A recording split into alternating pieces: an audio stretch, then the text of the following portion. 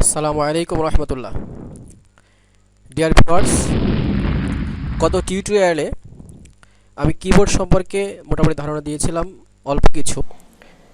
তার ভিতরে নিউমারিক কি সম্পর্কে বলেছিলাম, নাম লক সম্পর্কে বলেছিলাম। আজকে একটু ডিটেলস বলবো। কথা না বাড়িয়ে আমি কাজে চলে যাচ্ছি। আমি এমএস ওয়ার্ডে চলে যাচ্ছি। এমএস ওয়ার্ড আমার ওপেন করা আছে, আমি কিছু লিখে রেখেছি। প্রথমে আমরা দেখব ট্যাব কি। এই যে এটা ট্যাব কি। ট্যাব কির ব্যবহার হলো কোনো লেখার মাঝখানে নির্দিষ্ট কিছু পরিমাণে ফাঁকা রাখার জন্য ট্যাব কি ব্যবহার করা হয়। দেখুন এমএস ওয়ার্ডে তাকান, এখানে যদি আমি ট্যাব কি ক্লিক করি সেক্ষেত্রে দেখা যায় নির্দিষ্ট কিছু পরিমাণে ফাঁকা হচ্ছে। ট্যাব কির আরও অনেক ব্যবহার রয়েছে, বিভিন্ন প্রোগ্রামে আমরা দেখব। নর্মালি কোনো ওয়ার্ডের মাঝখানে একটু নির্দিষ্ট পরিমাণে ফাঁকা রাখার জন্য ট্যাব কি ব্যবহার করা হয়। এরপরের কিটা হলো ক্যাপস লক দেওয়া আছে। ক্যাপস লক, যখন আমি ক্যাপস লককে অন করব তখন এই পাশে একটা বাতি জ্বলবে। এই যে বাতি জ্বলে আছে, তার মানে বোঝা গেল এখন ক্যাপস লক অন করা আছে। নর্মালি যদি কোনো কিছু আমি লিখি, দেখেন লেখাটা আমার ছোট হাতের আসছে, বাট যখন আমি ক্যাপস লক অন করা অবস্থায় আমি লিখি তাহলে সে অক্ষরগুলো বড় হাতের আসছে, ক্যাপিটাল লেটার আসছে। অর্থাৎ ক্যাপস লক একবার চেপে রাখলে পরবর্তী যত আমি ক্লিক করব সব লেখাগুলো ক্যাপিটাল লেটারে আসবে, আর যদি অফ থাকে সেক্ষেত্রে ছোট হাতে আসবে।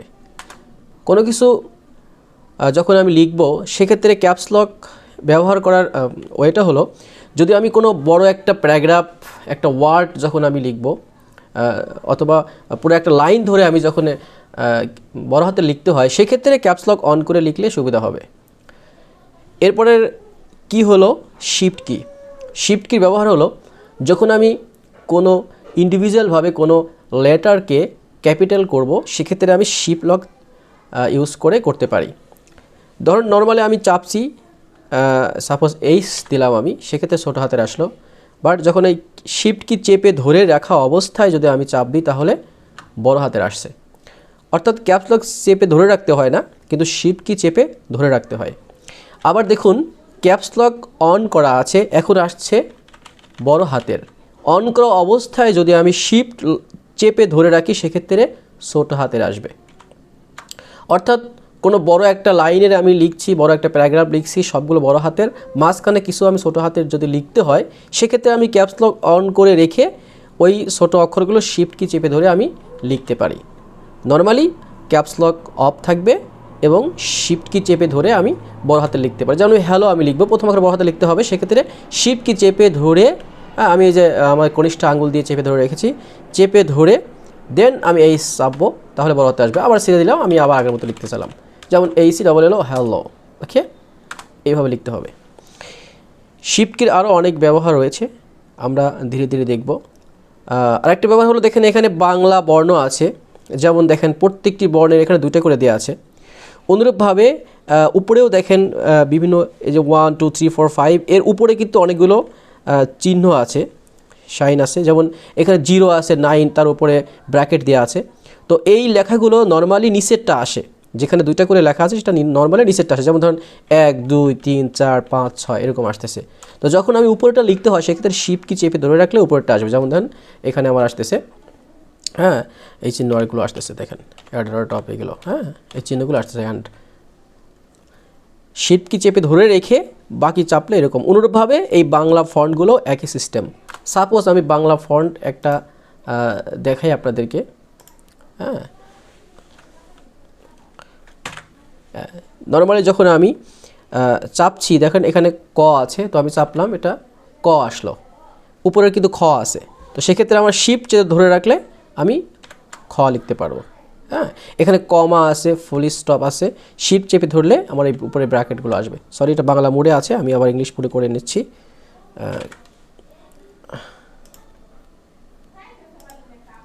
যখন আমি শিফট চাপবো, দেখেন নর্মালি কমা ফুল স্টপ, যখন আমি শিফট চেপে ধরে রাখবো তখন উপরে চলে আসতেছে, এভাবে, হ্যাঁ, এইভাবে।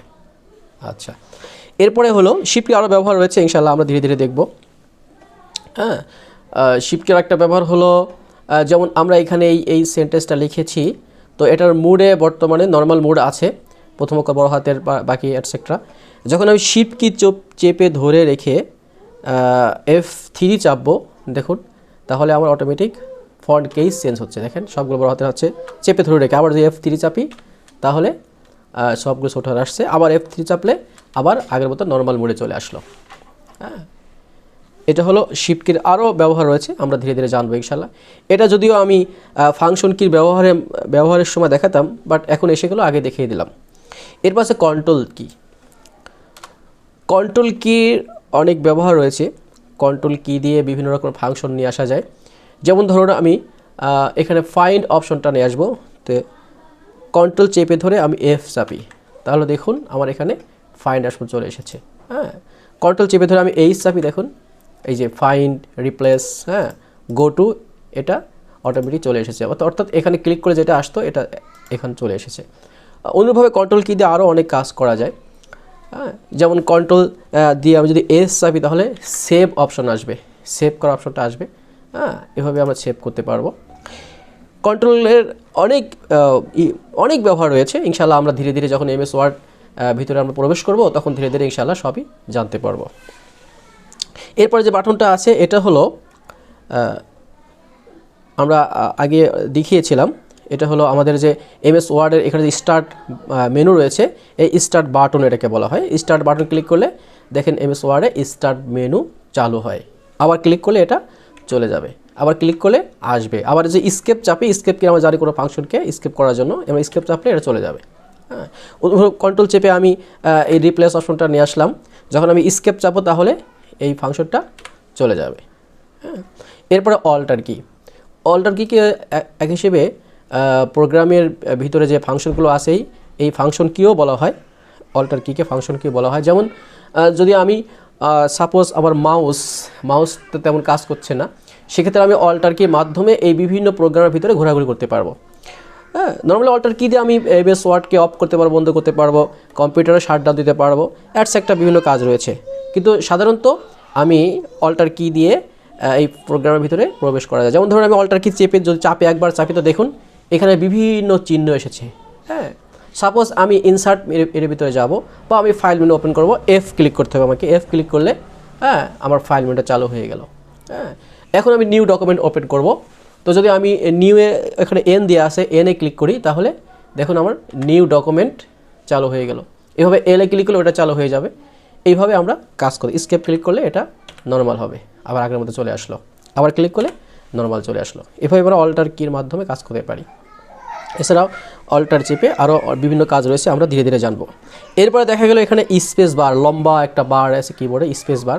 তো এই স্পেস বার দিয়ে আমরা বিভিন্ন স্পেস দিতে পারি। যেমন আমি কোনো ওয়ার্ড লিখলাম, এই স্পেস, হ্যাঁ সরি কমা স্পেস দিলাম, WHERE, হোয়ার আর ইউ।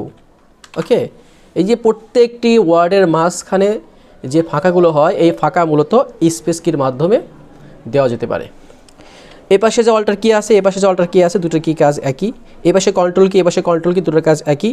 এখানে যে কি আছে একে, দুটোর কাজ একই। এই শিফট দুটোর কাজ একই, কিন্তু এখানে একটা নতুন একটা কি রয়েছে, এটা হলো অপশন কি। যেমন মাউসের আমরা দুইটা বাটন আছে, এটা হলো লেফট বাটন, এটা হচ্ছে রাইট বাটন। তো মাউসের এই রাইট বাটনের কাজ এটা দিয়ে করা যায়। যেমন আমি এখানে গিয়ে সাপোজ এইখানে যে লেখাটা রয়েছে এখানে হোয়ারের, এখানে ধরো আমি একটা আয় দিলাম, তো লেখাটা এখন আমার রং হয়ে গিয়েছে। তো এখানে গিয়ে যদি আমি রাইট বাটন ক্লিক করি তাহলে অপশন আসবে, এখানে এই অপশনগুলো আসলো। হ্যাঁ, তো সেক্ষেত্রে এটার কাজ আমি এটা দিয়ে করতে পারি। ক্লিক করলাম তো দেখেন এখানে অপশন আসলো, তো আমি এটা ক্লিক করি তাহলে এটা ঠিক হয়ে গেল। অনুরূপভাবে এটা দিয়ে মাউসের রাইট বাটনের কাজ করা যায়। এরপর আছে এন্টার কি। তো এন্টার কির কাজ হলো কোনো লাইন ব্রেক করার জন্য, লাইনের নিচে আসার জন্য।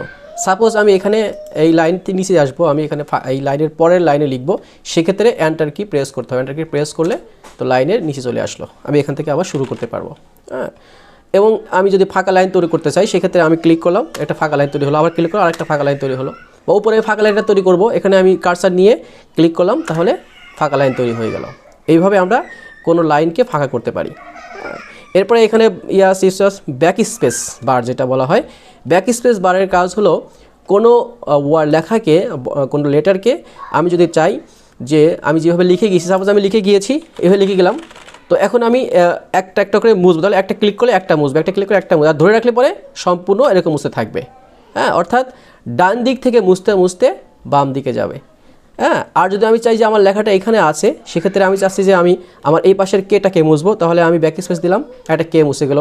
আর যদি আমি চাই যে না আমি এ পাশেরটাকে মুছবো, সেক্ষেত্রে আমি কার্সার এখানে রেখে এখানে নিয়েও এটাকে মুছতে পারি, অথবা আমি সরাসরি ডিলিট কির মাধ্যমে এই পাশেরটা ডান পাশেরটা আমি করতে পারি, মুছতে পারি। যেমন ডিলিট কি চাপলাম, দেখেন এই পাশেরটা আস্তে আস্তে মুছে যাচ্ছে। হ্যাঁ, আমি চাচ্ছি এই স্পেসটাকে মুছে ফেলবো, তো এখানে আমি ক্লিক করলাম, দেন ডিলিট কি চাপবো, যেহেতু আমার কার্সার এই পাশে আছে আর ফাঁকাটা এই পাশে, সেক্ষেত্রে আমাকে কী করতে হবে, ডিলিট কি চাপতে হবে। চাপলাম, তো দেখেন এই পাশে স্পেসটা মুছে গিয়েছে। আর যদি আমার কার্সারটা এখানে থাকতো, তাহলে আমার কী করতে হতো, ব্যাক স্পেস দিত, তাহলে আমার পাশের এই ডান পাশে যে ফাঁকাটা আছে আর বাম পাশে ফাঁকাটা আছে এটা মুছে যেত, এই যে মুছে যাচ্ছে। তাহলে আলহামদুলিল্লাহ মোটামুটি আমরা জানলাম কিভাবে এই এমএস এই কীগুলো কাজ করে, মোটামুটি আমাদের একটা ধারণা হলো। হ্যাঁ, এই পাশে একটা কি আমার দেখা বাকি ছিল, সেটা হলো হোম কি। হোম কি দিলে কার্সার যেখানে থাকুক, আমার হোমের লাইনের মাধ্যমে লাইনের ভিতরে কার্সার যেখানে থাকুক, যদি আমি হোমে ক্লিক করি তাহলে আমার প্রথমে লাইনের শুরুতে চলে যাবে, আর ইন্ডি ক্লিক করে লাইনের শেষে চলে যাবে। আমি যদি একবারে লাইনের একবারে সমস্ত লেখা শেষে যেতে চাই, সেখানে কন্ট্রোল চেপে ধরে ইন্ড চাপলে সমস্ত লাইনের শেষে যাবে। আর যদি কন্ট্রোল চেপে ধরে হোম চাপি, সেক্ষেত্রে লাইনের সবার শুরুতে যাবে। হ্যাঁ, আর মুভ কির মাধ্যমে আমরা এভাবে লাইনের বিভিন্ন জায়গায় কার্সার নিতে পারবো। তো ডিয়ার ভিউয়ার্স, আলহামদুলিল্লাহ মোটামুটি আজকে এতটুকুই। নেক্সট টিউটোরিয়াল ইনশাল্লাহ আমি দেখাবো এই ফাংশনগুলোর কোনটার কী কাজ রয়েছে ইনশাল্লাহ। সাথেই থাকুন। আমার চ্যানেলটি সাবস্ক্রাইব না করে থাকলে দয়া করে সাবস্ক্রাইব করুন, আর যারা সাবস্ক্রাইব করেছেন তাদেরকে অসংখ্য ধন্যবাদ। জাযাকুমুল্লাহ খায়ের। আসসালামু আলাইকুম ওয়া রাহমাতুল্লাহ।